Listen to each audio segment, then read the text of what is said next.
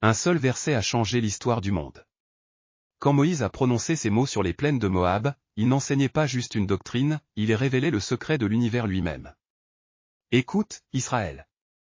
L'Éternel, notre Dieu, l'Éternel est un. Dans un monde rempli de dieux multiples, de panthéons complexes, de divinités rivales, cette déclaration était révolutionnaire. Mais ce n'était que le début. Car ce commandement ne s'arrête pas à la théologie, il transforme tout, nos cœurs, nos maisons, nos enfants, notre avenir. Nous sommes dans Deutéronome chapitre 6, et Moïse s'apprête à donner à Israël, et à nous, le commandement que Jésus lui-même appellera le plus grand. Mais pourquoi ce commandement? Pourquoi maintenant? Et que signifie vraiment aimer Dieu de tout son cœur, de toute son âme, et de toute sa force? Regardons ensemble ce passage extraordinaire qui révèle non seulement qui est Dieu, mais qui nous sommes appelés à être.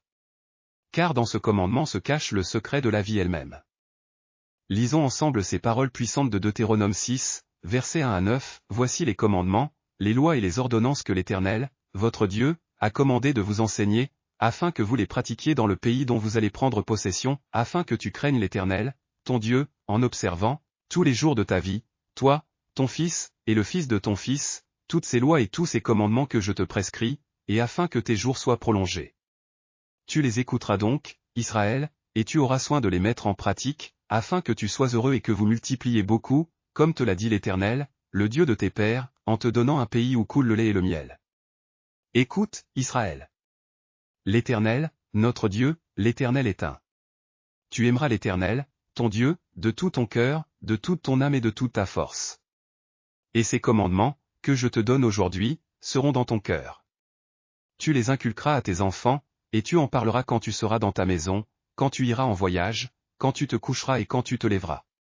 Tu les liras comme un signe sur tes mains, et ils seront comme des frontaux entre tes yeux. Tu les écriras sur les poteaux de ta maison et sur tes portes. Il y a des détails dans ce passage que nous manquons souvent, mais qui changent toute notre compréhension. Premièrement, le mot hébreu schéma, traduit par écoute, signifie bien plus que simplement entendre. Il signifie obéir et agir. Quand Dieu dit écoute, Israël, il ne demande pas juste notre attention, il demande notre obéissance immédiate. Deuxièmement, regardez les versets 8 et 9, tu les liras comme un signe sur tes mains, et ils seront comme des frontaux entre tes yeux. Tu les écriras sur les poteaux de ta maison et sur tes portes. Ceci n'était pas une métaphore. Dieu demandait une obéissance physique totale. Les mains représentent nos actions, le front nos pensées. Troisièmement, le verset 7 révèle quelque chose de crucial sur l'enseignement, tu en parleras quand tu seras dans ta maison, quand tu iras en voyage, quand tu te coucheras et quand tu te lèveras. L'enseignement de la foi ne devait pas se limiter à des moments formels, il devait imprégner chaque instant de la vie quotidienne. En marchant, en travaillant, en se levant, en se couchant. La foi n'était pas un compartiment de la vie, mais la vie elle-même. Ce commandement révèle 3 changements théologiques majeurs qui transforment tout. Premier changement, le monothéisme radical. Dans un monde où chaque nation avait ses dieux, où chaque ville avait ses divinités, où les familles servaient des idoles multiples, Dieu déclare, l'Éternel est un. Pas un parmi d'autres. Pas le plus fort parmi plusieurs. Un. Le seul. L'unique. Deuxième changement, l'amour commandé. Nous pensons souvent que l'amour est un sentiment spontané. Mais ici, Dieu commande l'amour. Pourquoi? Parce que l'amour véritable n'est pas d'abord une émotion, mais un choix. Un engagement. Une décision d'obéissance qui engage tout notre être, cœur, âme, force. Troisième changement, la responsabilité générationnelle. Verset 7, tu les inculqueras à tes enfants. La foi n'est plus juste une expérience personnelle. Elle devient une responsabilité sacrée envers la génération suivante. Les parents deviennent les premiers théologiens de leurs enfants. Chaque famille devient une école de foi. Même la création observe cette révélation extraordinaire avec émerveillement et confusion. Du haut des cieux, je vois cette nation unique qui proclame un seul Dieu. Mais regardez comme ils luttent pour obéir. Moi, je sers mon maître sans question. Mais ces humains, bénis de l'image de Dieu, résistent à leur Créateur. Comment est-ce possible? Ils reçoivent le plus grand commandement, aimer celui qui les a créés, et pourtant leur cœur se divise. Si seulement ils comprenaient leurs privilèges. Ce commandement d'amour total, cœur, âme, force, c'est ce que toute la création attend de voir. Quand l'humanité aimera vraiment Dieu ainsi, nous serons tous libérés.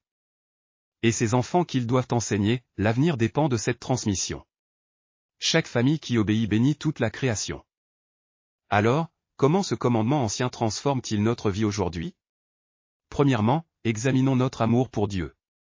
Est-il vraiment total? Cœur, nos émotions et affections sont-elles dirigées vers lui? Âme, notre volonté, nos décisions, nos priorités lui appartiennent-elles? Force, notre énergie physique, notre temps, nos ressources sont-ils consacrés à son service? Deuxièmement, si vous êtes parent ou avez de l'influence sur des jeunes, prenez au sérieux cette responsabilité d'enseignement. Pas seulement le dimanche, pas seulement pendant les moments de prière, mais en marchant, en se couchant, en se levant. Dans les conversations quotidiennes, les défis de la vie, les moments ordinaires. Troisièmement, mémorisez ces versets. Les mettez dans votre cœur, comme le dit le verset 6. Quand la parole de Dieu habite en nous, elle transforme nos pensées, nos paroles, nos actions. Et rappelez-vous, ce commandement que Jésus a confirmé comme le plus grand n'est pas un fardeau. C'est la clé de la vie véritable. Car aimer Dieu de tout notre être, c'est découvrir pourquoi nous existons. Prions ensemble, Père Céleste, tu es un. Tu es le seul Dieu, le seul Seigneur, le seul digne de notre amour total. Pardonne-nous quand notre cœur se divise, quand notre âme hésite, quand notre force sert d'autres maîtres. Aide-nous à t'aimer comme tu le mérites, de tout notre cœur, de toute notre âme, de toute notre force. Donne aux parents la sagesse d'enseigner leurs enfants, non seulement par leurs paroles mais par leur exemple. Que ta parole habite richement en nous. Et que ce commandement ancien devienne notre joie quotidienne. Car t'aimer, c'est découvrir la vie véritable. Au nom de Jésus, qui a parfaitement accompli ce commandement, nous prions. Amen. Abonnez-vous pour plus de contenu d'études bibliques.